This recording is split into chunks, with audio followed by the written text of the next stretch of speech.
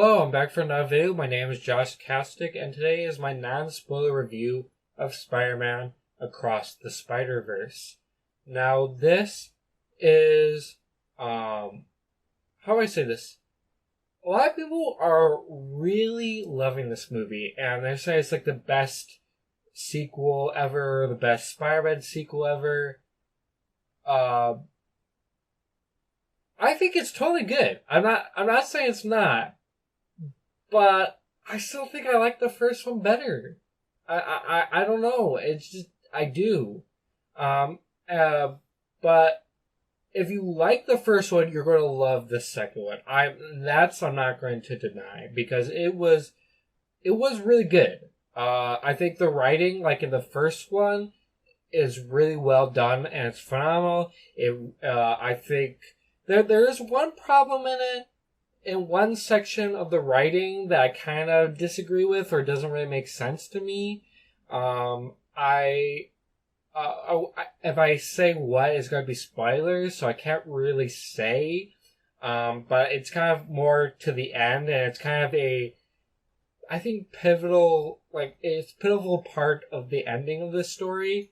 But other than that, I think the writing was well put together, and especially for Sony's track record. I mean, they did really well with the first one, and surprisingly, really did. Not surprising, obviously, the first one was good, and I'm hoping that the second one would just be as good, which it is. I think it fully matches those expectations. But my expectations for Sony, on the other hand, it definitely beat that because honestly, I don't think Sony has a really good track record of making Spider-Man movies. The first two live-action Spider-Man movies were really good. How do I say about this in the third one? I enjoyed the third one. I don't think it's as bad as a lot of people say it is, but it's not like it has its problems, and it's compared to the first two, it's kind of a letdown. I do have to agree with that.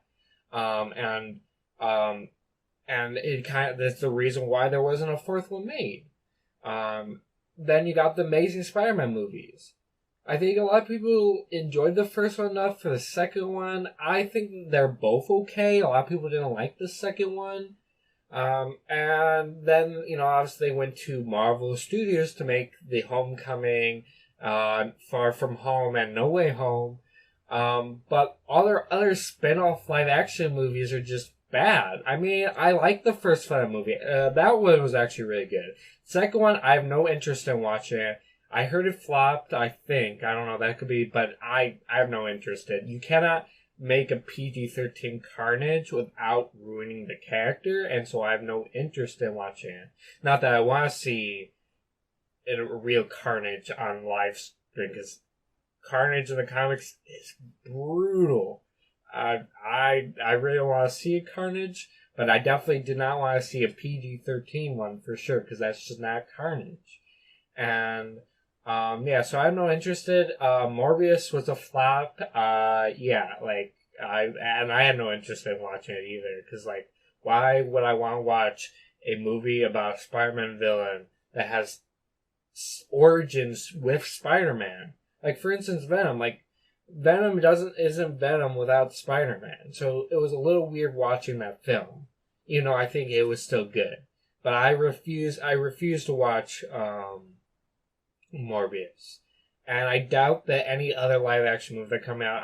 I know they're doing a Graven the Hunter movie. I don't think that's going to do well. I think it's going to flop. I have no trust in Sony whatsoever to make a good Spider-Man movie, except for the animated ones, because they're doing well. I'm hoping that the third one, they continue this and not let their track record get into it, because they like I said, the second one, the sequel, is really good. So yeah, that's kind of how it is. So that's kind of my thoughts on the writing. Yet again, it feels like a comic movie come out of the comic books. I think they really well done, put together. I think there's a little bit of a problem. I don't know. I think there's a little bit of problem in this one versus the other one.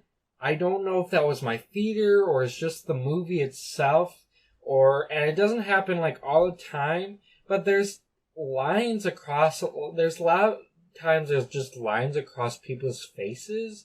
That's kind of distracting. I don't know if that's just my theater or is that's actually in the movie, but I don't know. That was really kind of annoying to like look at. I was kind of annoyed about that. And I think they used a little bit of a different art for Gwen's world, and I don't know if I really liked it. I don't know, something about it felt like off to me. Like it didn't feel like the first movie at first. Like they changed the art style or something, and it wasn't looking. But then when we actually got to um Miles's world, that looked normal, like the one we saw in the first one. And I'm not saying that her world didn't look the same, because I think it did. I don't know, something just fell off about it. I don't know. Maybe that's just me. I don't know, but yeah, I don't know. I don't know what else to say about that. But yeah, other than that, I think they, like in the first one, they did a really good job with the art and the animation and everything. So I think other than those little two gripes, I think it was still put together. Other than that, obviously it's not live action, so pretty much it's all computerized, obviously. So there's not really much I could say about that. Character wise, all the characters are enjoyable. I think as like in the first one, we got I'm sorry about that. I cut myself off because I think I said a spoiler and I'm going to just delete that because I'm not sure. I'm not sure it was a spoiler because it wasn't any like plot importance or anything. But I'm just saying the characters, kind of back to what I was saying, the characters were enjoyable as they were in the first one, and as in this one.